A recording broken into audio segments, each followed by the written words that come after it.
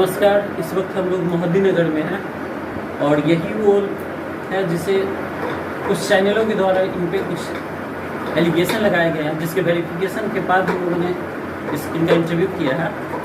ये एक अच्छी गायिका है। पहले मैं चाहता हूँ कि आप इनके गायकी को सुन थोड़ा सा।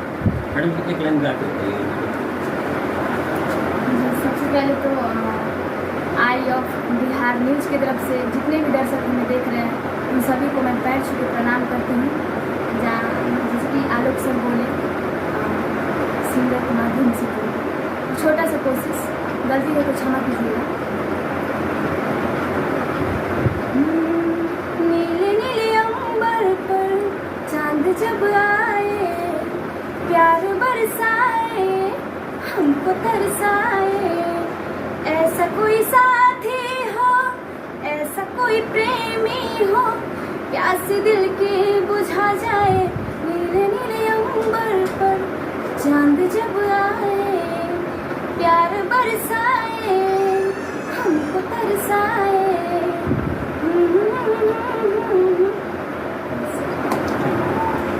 अब इन पे सबसे पहले एलिगेशन ये था कि ये विवादित गाना गाती हैं। विवादित गाना का विरोध तो मैं भी करता हूँ क्योंकि समाज में उस तरह का गाना नहीं होना चाहिए, लेकिन विरोध करने का मतलब ये नहीं होता है कि किसी का निजी जिंदगी को आप रोड पे लाए और लोगों के बीच में लाए। अभी कुछ ऐसा ही इनके साथ हो रहा है। और सबसे बड़ी बात, जो लोग इस पे एलिगेशन लगा रहे हैं, पहले छोटे कलाकार पे लगाने से पहले सबसे पहले बड़े कलाकार पे लगाइए। और ऐसा भोजपुरी का मेरे हिसाब से एक या दो सिंगर है, जैसे एक अदिति राज है और एक दो सिंगर है जिनका आप देखे होंगे कि नॉर्मल भी गाना है, नहीं तो कोई ऐसा सिंगर नहीं है छोटा से बड़ा तक जो अश्लीलता को नहीं गाया है, अश्लीलता को नहीं किया है। और अश्लीलता को रोकने के लिए अच्छी बात है कि करना चाहिए।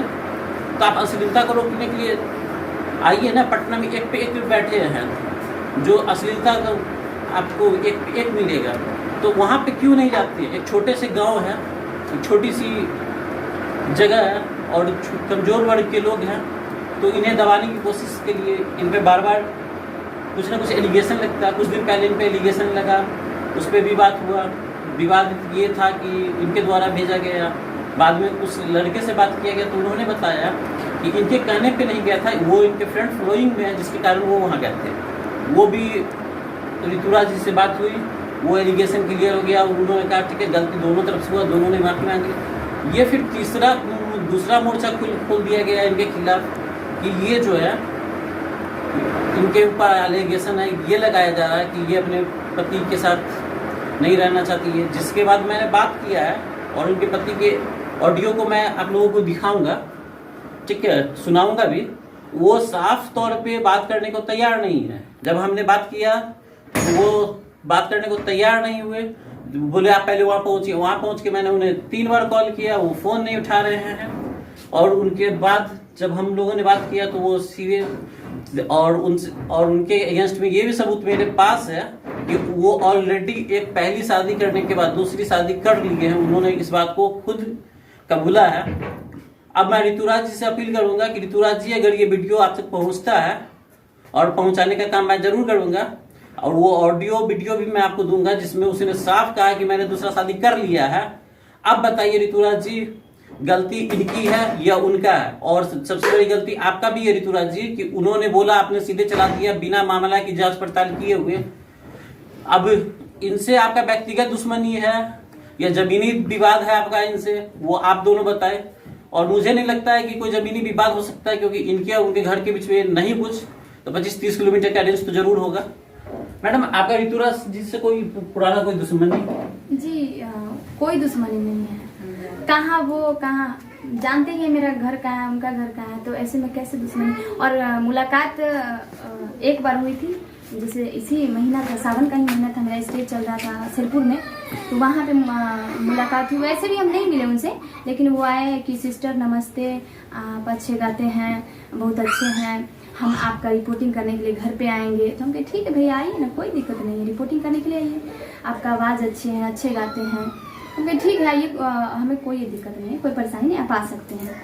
फिर उस दिन से मतलब फिर हम उनको जाने नहीं कि कौन है नहीं है। फिर पोस्ट डाले तो फिर पोस्ट पे ऋतुराज करके तो फिर ध्यान आया कि ऋतुराज ये है। फिर हम उसके बाद से हमको ये कोई अथी नहीं था। आपके पति के द्वारा ये आरोप लगाया जा रहा है कि आप उनको प्रताड़ित कर रही है। उन्होंने फोन पे भी बताया था और यहाँ पे ऋतुराज जी का भी कहना है कि मतलब उन्होंने वीडियो डाला है जिसमें आपके पति का आरोप है कि आप उनके साथ रहना नहीं चाह रही हैं। जी ये तो मैं नहीं बोल रही, ये तो खुद वो आप सुन लीजिएगा, उनका खुद मेरे पास प्रूफ है, आप सुन लीजिएगा कि कौन किसके साथ नहीं रहना चाहता है, बस मैं नहीं जानती। और प्रताड़ित करने का तो प्रताड़ित तो वो कर रहे हैं ना, हम कैसे कर रहे हैं। ऐसा तो नहीं कि आपके पति का कोई डिमांड हो जो कुछ जिसके लिए वो इतना सारा कुछ करवा रहे हैं। डिमांड क्या बताए अब, डिमांड उसका तो घर परिवार में उसका कोई ये नहीं है, घर परिवार भी उसका वैसे में की है, वो भी वही है और हम लोग को गलत बना रहा है, तो क्या बोले हम। नहीं, किसी के बोल देने से गलत नहीं होता, या हम अपने चैनल पे लिख दे कि काजल गलत है, वो तो बोल दिया ना, वो तो उसके बोल देने से नहीं होता ना। ऋतुराज न्यूज वाले जो दर्शाए हैं तो वो कुछ जांच पड़ताल किए बिना किसी का कॉल रिकॉर्डिंग डाल देना और किसी का फोटो डाल के फिर अथी करना अच्छा बात नहीं है। ये किसी पे बेवजह इल्जाम लगाना, किसी पे बेवजह इल्जाम लगाना तो ये तो कहीं सही नहीं है। आप ऋतुराज के लिए कोई मैसेज देना चाहते हैं? हम ऋतुराज से यही कहेंगे कि जो भी कर रहे हैं सो गलत कर रहे हैं। हम उनको बोले कि जी देखिए भाई, ये वीडियो मत चढ़ाइए, ये मेरा घरेलू मैटर है। और घरेलू मैटर से पहले शायद बात किए थे, लड़का था कोई, हस्बैंड बता रहे हैं, उनका कॉल रिकॉर्डिंग डाल दिए हैं, तो वो कहता है कि जो मतलब और बात होगा तो और डालेंगे। तो जहाँ तक बढ़ावा दिया तो वो बढ़ा रहे हैं। अच्छा, इससे पूर्व भी आपके पति का विवाद हुआ है गांव में?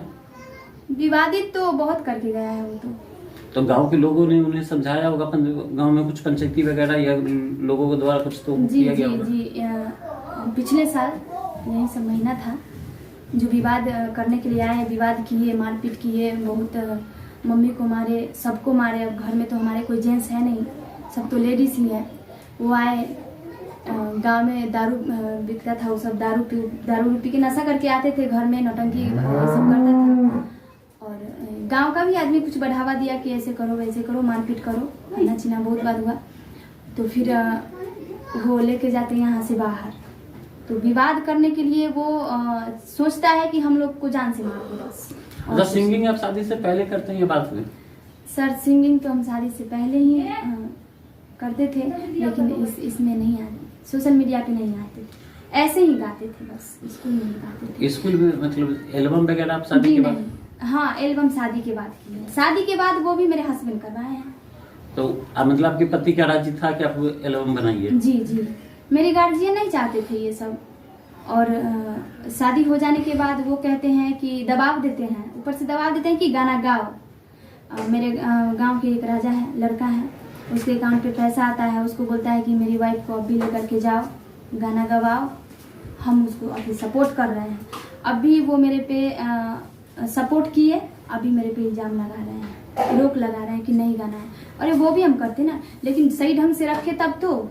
वो बार बार मेरे पे अत्याचार करेंगे, मारेंगे, पीटेंगे, घर पे रहेंगे तो उनका वो भाई भौजाई मारेंगे, पीटेंगे, तो फिर हम ऐसे में कैसे, हमको जान से मार देगा तो जान से मार देगा, तो वो भी उसका कोई ये नहीं है ना।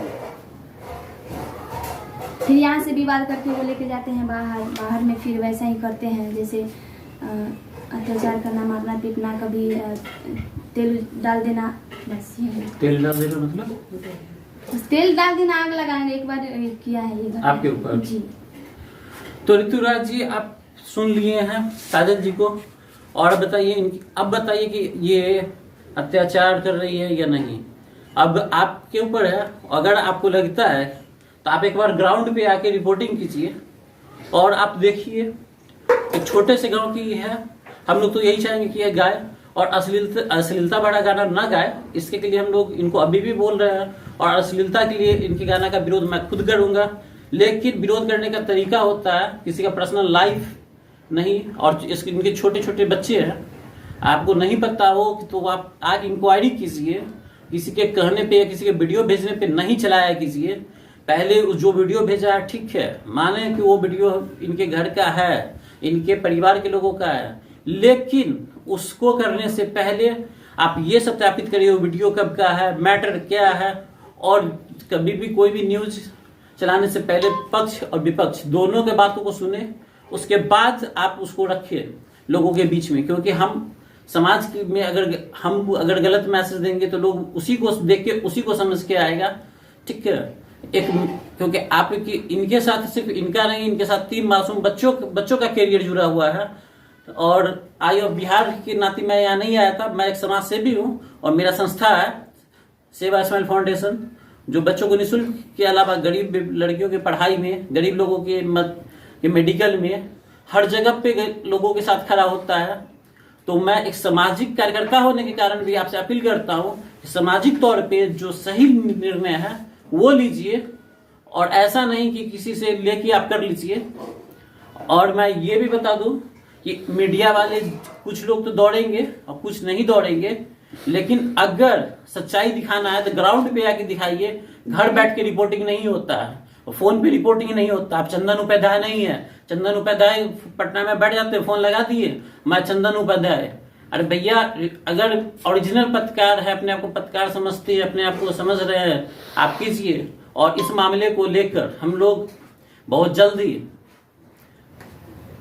समस्तीपुर आरक्षी अधीक्षक को एक आवेदन मैं अपने पैड पे लिख के दूंगा, जिसपे मैं निष्पक्ष जांच का मांग करूंगा। अगर दोषी काजल जी पाई जाती है तो काजल जी पे कार्रवाई होगा, दोषी इनका पति पाया जाता है तो उन पे कार्रवाई होगा, और अफवाह फैलाने वाले पे भी कार्रवाई होगी। और मैं ये विश्वास इन्हें दिला के जाता हूं, जब तक इनको न्याय नहीं मिलेगा तब तक हम लोग इनके साथ खड़े रहेंगे।